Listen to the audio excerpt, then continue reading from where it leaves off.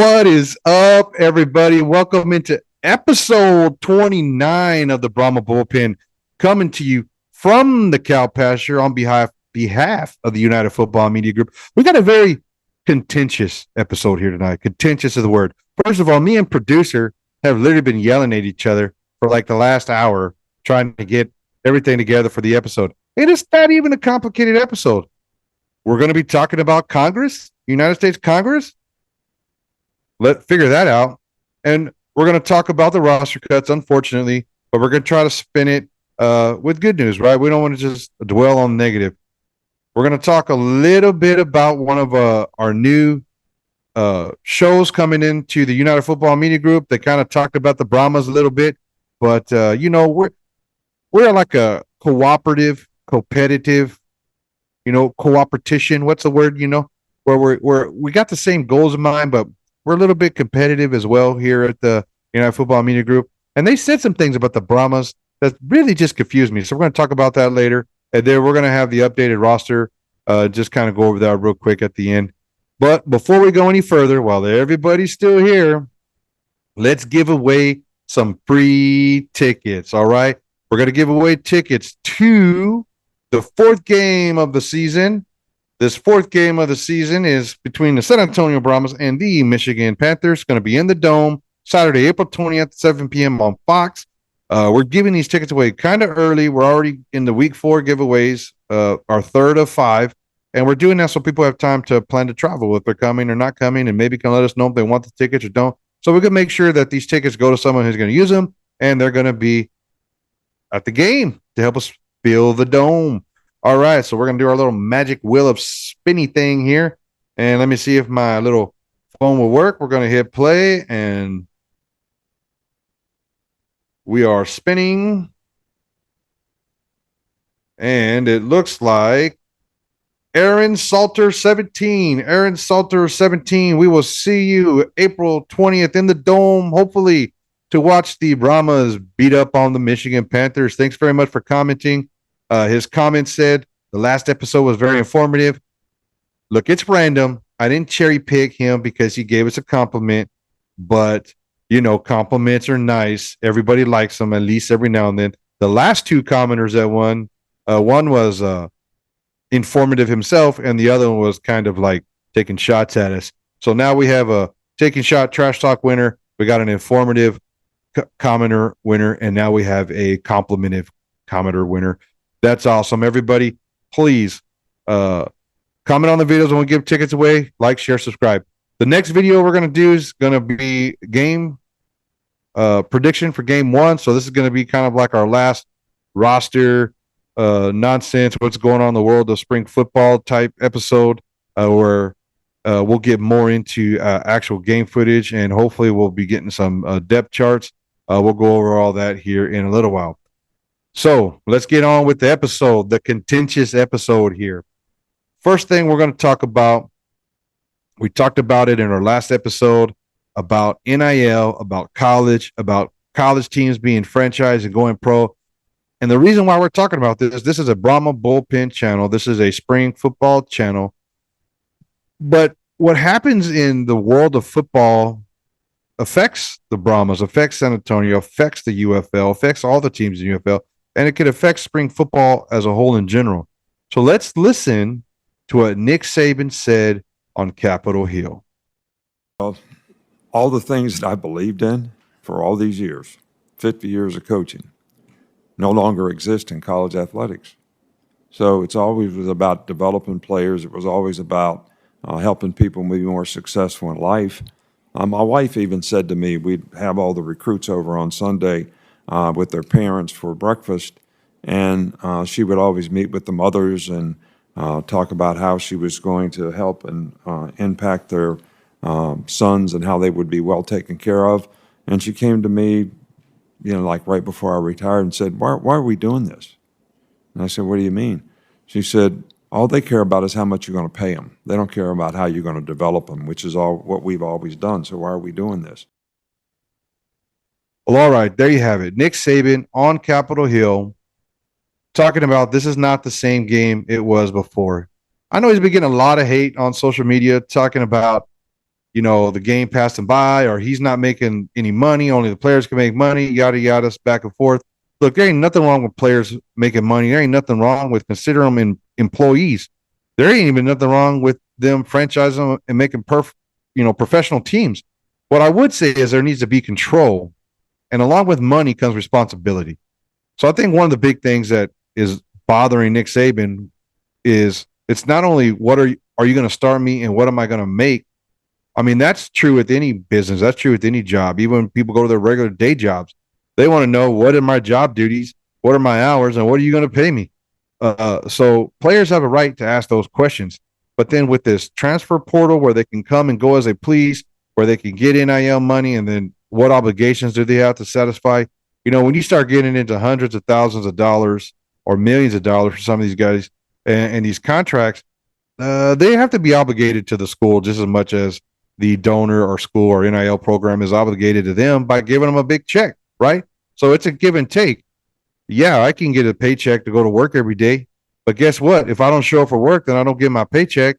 There's an agreement between the employee and employer, and that's where we're going. That's where we're going with college football. Employer relations, contracts. I give you X, you do Y, and that's what it's going to be, right?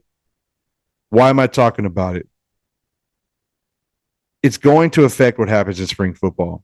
Players used to have the goal of getting to the NFL. The spring football league's goal was to, hey, let's give these players another option. Let's give them more game footage. Let's get them on the field. Let's get them with different coaches. Let's help them perfect their skills to get to the NFL. Well, what's going to happen in college football when they're getting paid hundreds of thousands of dollars, millions of dollars?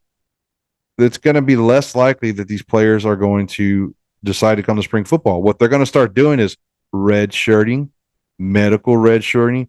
We already have like 7 and 8 year players in college football. Why would they leave? If you're making $150,000 a year, just say, $100,000 a year, and you're playing 12 games a year, the season lasts for 4.5 months, and you get to spend your whole life in the college atmosphere. Isn't that what every middle-aged man wants, or like, at least mid-20s to 30s?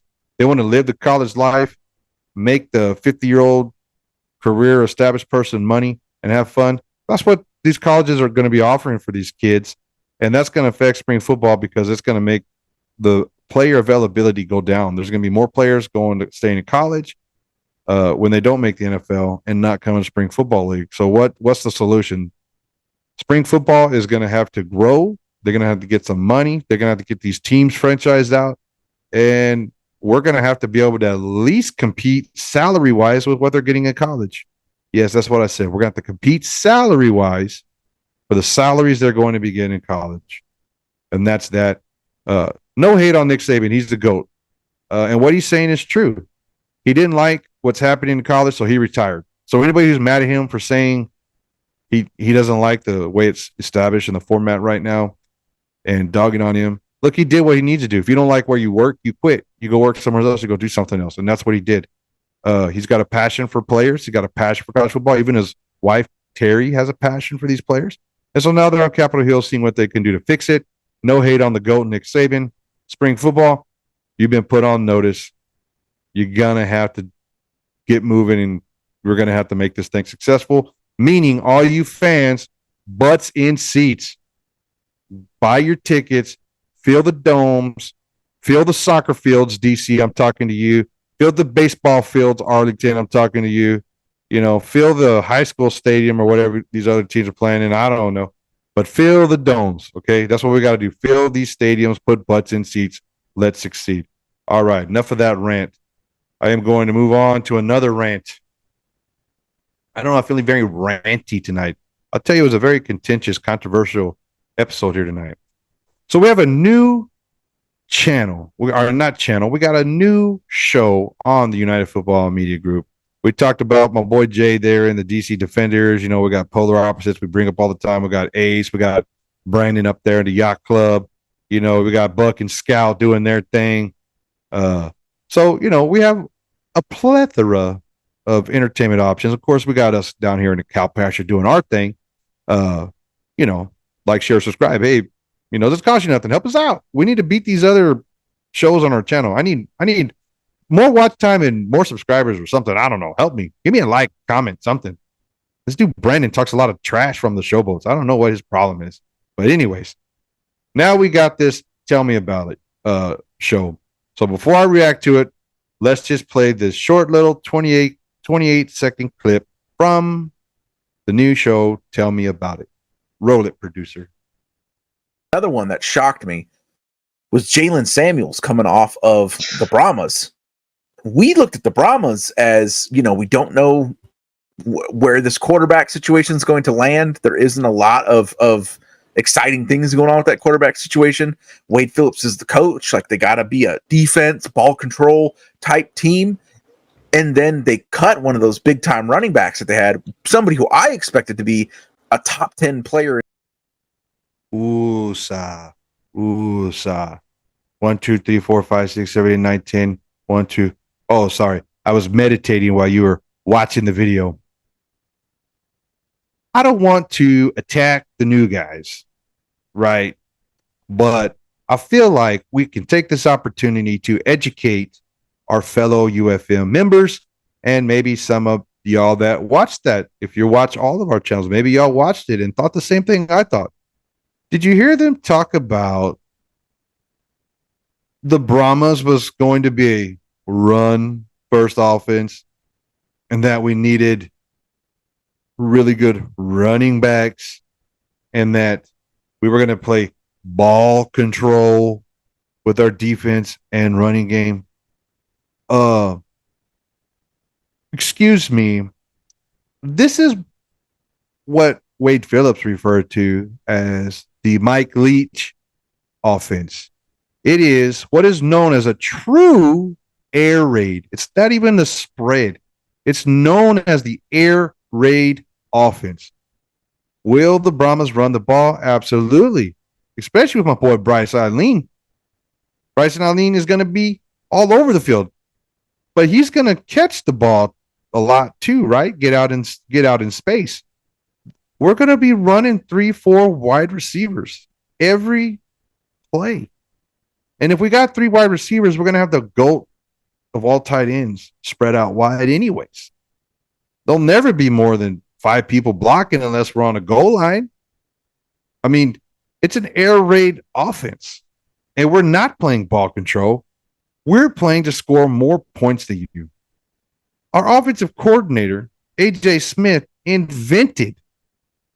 literally invented a virtual reality program to give the quarterbacks more passing reps. Producer, roll that video. Well, if you're not familiar yet with San Antonio Branhmas offensive coordinator A.J. Smith, you will be soon. Smith was not only personally selected by Wade Phillips to be his coordinator, but he is also the inventor of a software that gives quarterbacks the ability to review film much more effectively using virtual reality. As you can see, the signal callers put on a VR headset and they can see a 360 view of plays they ran at practice. You get to watch tape from a quarterback's perspective in live time, instead of watching kind of the all 22 where it's a bird's eye view or back in the end zone. You get to see it from eye level at a quarterback perspective, and I think that just enhances the processing in terms of plays and progressions and whatnot. I think every quarterback room should have it. Brahma's QB, Chase Garbers, was with the Las Vegas Raiders organization last year, so he knows firsthand what being a quarterback at the highest level entails and how effective the VR system is. Now, how the 360 video is filmed with a GoPro. It films inside out. Whatever you film right here is what you see in the headset. So we put it right behind the quarterback. He puts it on. So say maybe at practice he looked over here, he made a read. Well, now in virtual reality, he can go, okay, made that. What happened backside? So now that one rep he got at practice, he can run this 5 times. He can go backside 5 times. Now it's 10 reps. And then he can take his buddy's reps at the backup quarterback and do the same process. So instead of having 10 reps, we're getting hundreds, and that's just one day. Turns into thousands, turns into tens of thousands, and that's kind of Mamba mentality at that point with Kobe Bryant. So that's the idea, is reps, reps, reps. So you got to tell me, I'm going deep, I'm going to throw the out route, or I'm going to throw the underneath guy. So 1, 2, 3 is the read. That's what we call it high-low, going high, middle. I did get to put the headset on, and it's incredible technology. All right, the Brahmas open the inaugural UFL season March 31st against the DC Defenders. Did you guys see KSAT 12 local sports station here in San Antonio ran that, awesome little piece about the Brahmas. It's great to see some of the legacy media finally getting involved with covering spring football. Welcome to the party. We appreciate it. Thanks for giving us thanks for gracing us with your presence. We appreciate that. But did you see what AJ Smith was talking about there? Not only is Normandy watching what Gabers is seeing, but they're also seeing what Flacco's seeing. Then they put it all together, and if each one of them gets 100 reps, then they get to watch the other 200. So 100 reps gets them 300 reps, 200 reps get them 600 reps, so on and so forth. And he's literally talking about thousands of running reps. Oh, no, he didn't say anything. He didn't say anything about it. He said passing. He didn't say anything about running. These are passing reps, air raid offense. Hello. Come on, guys. Google. Just Google. We're going to be a high-flying air raid offense, and I'll leave it at that. Hey, if you guys want to come at me for calling you out on my Brahma Bullpen show, that's cool. I'm okay with that too. I've been trying to get some back and forth with some of our other channels, some of our other shows here on the United Football Media Group channel. Who knows? Maybe Webb and Ace are going to fire me. I've already had people reach out to them and tell them I should be fired. So that's pretty awesome. Anyways, that's my rant on that. Welcome to the team. Tell me about it, boys. Whatever team you root for, I hope they come when they play the Brahmas expecting to run. We would like that. All right, let's roll. All right, we're going to get into the sad news. Sorry, we got to do it. Roster cuts, man. Roster cuts. So the team's down to 58. There's going to be more roster cuts coming. The teams have to be down to, I believe, 50 men by the time the season starts. And so it's 50-man regular season roster. We're recording this on the 13th, so we're 10 days away from dropping again. So it's a sad deal. Some of these names on here, we'll go over them. That really blow my mind right off the bat. You got Matt Amendola. He had some NFL experience, had a good leg. There's stuff going around on the internet. I don't know how true it is. I was trying to get a hold of the charts that said he actually maybe had a slightly higher percentage of completion for kicks during training camp, but the team still went with destroying. I cannot confirm nor deny that. I did try to get the stats, but obviously I'm not legacy media, so I probably won't ever get that information. But hey, we can always try. But if it was a very close race, they went with destroying, probably due to the upside of getting eyeballs on the league. And as we talked about, we need to succeed, so we need eyeballs. It is what it is. It's not a perfect situation for Matt, but it happens. Tisdale, the wide receiver, I thought he was going to make some waves. He did not. Another player that really surprised me was Drew Beasley. We just talked about him in our last episode, being one of the best edge rushers in the XFL, and we were looking for big things from him again this year. It goes to show how deep the rosters are. Trey Botts, we were one of the players, I mentioned at the start. I don't know if I mentioned at the start, but when we did our predictions for players who were going to start or make the roster last week, we missed 7 players, and one of the players was Botts. I thought he was going to, make the team. It had a lot of good stats and looked like one of those get in your face football players, and he was the only one really listed as a true defensive tackle. Of course, we're playing the 3-4, so we're gonna have 2 edges, and then someone's gonna have to play the nose tackle, DT, whatever you want to call it. So Michael Brown, Cody Crest, Amari Cobb, Connor Davis, Benji Franklin, Evan Him. He was going to be our backup center. So now we don't really have anyone else listed as a center. According to some charts, like when you look at Thorne's roster, he's got him listed as he's got Yarbrough listed as a backup center, but Yarbrough played guard and tackle in Houston last year, so but maybe he could play center too. Vernon Scott was someone that surprised me. He was on the Green Bay Packers roster for a long time, at least I think 3 or 4 years, and everything you read about him online and statements from his coaches, he seemed like a hard worker with a lot of talent. So, and then Cade Warner, you thought his being the son of Kurt Warner might bring some more eyeballs to the team. Who knows, man? Maybe they're not making decisions based upon eyeballs on the team, based upon that, right? You of a Super Bowl MVP with a great story, father in a great career in the NFL. We could have got some eyeballs on our team with him sticking around. So, anyways, there's the full list. We got it pulled up there to each one, every one of those guys. We appreciate your hard work while you were here. We wish you nothing but the best. There's other options out there, and I know that sucks, right? When you basically lose your job and you're like, well, there's always another job, but it's a business, and I'm pretty sure each and every one of these guys understand that completely, and they're probably already out there hustling. So you will always be members of the bullpen, fellas. Horns forward. Thank you for all your effort. All right, no more of that. No more of that until it happens again. Next little slide we got here. So we got the camp roster. It's popped up on the screen. Right now we're at 58 players. Like I said, we got to get down to 50. A lot of the people who we thought were going to make it, Katie Cannon, Javante Kirkman, Matt Aker, Matt Landers, Justin Smith.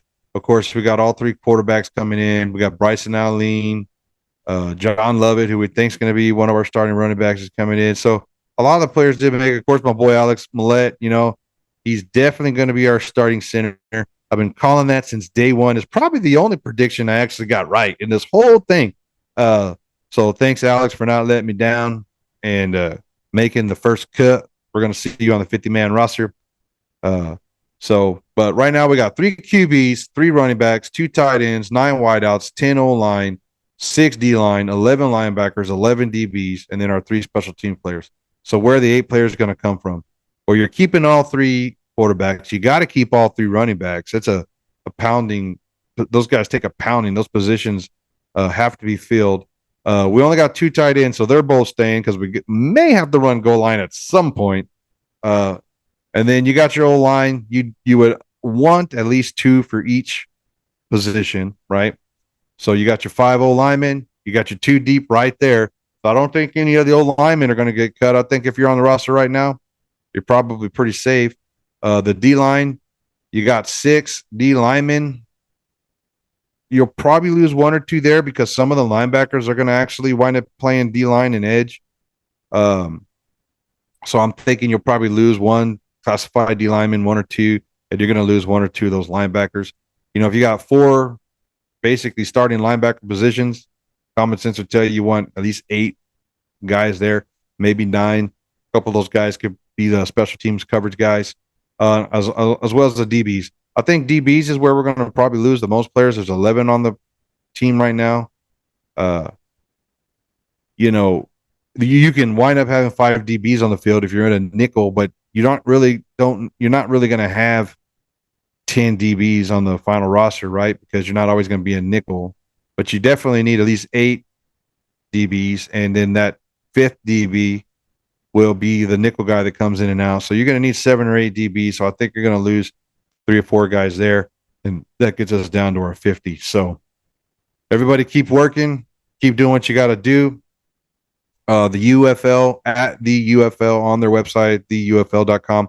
They're actually starting to update the rosters now. They hadn't been doing that for a while, so we were left trying to find alternative sources and read cryptic messages to figure out who's going to be where. So all these players right here are off of the UFL's website. They're pretty updated. They're about a day behind. So whenever they drop the PR drops a signing or release of a player, it's more like a day or 2, and then the rosters get updated. So anyways, there you have it. There's our rosters. Good luck to everybody still trying to make the team. And that's going to do it, folks. We had some awesome videos. We had a couple of rants. We got a new team member. Next episode, we're going to talk about week 1. We're going to try to preview the DC Defenders coming down to San Antonio and see if we can't logically talk our way into us winning that game. I don't want to just say we're going to win and then be done with it. We have to use logic and reason to determine we're going to win that game. Also, if you're still watching, I'm going to be joining Polar Opposites for an episode. So keep your eyes out for that. I'm going to take on Ace. Webb's been getting beat a lot by Ace. So he tagged me in and said, Bullpen, help me out. I'm getting tore up here by Ace. So with that, I'm coming for you, Ace. I'm bringing all the analyticals with me. So be ready. We're going to call it from the cow pasture here on behalf of the United Football Media. As always, let's go Brahmas. Horn forward, baby.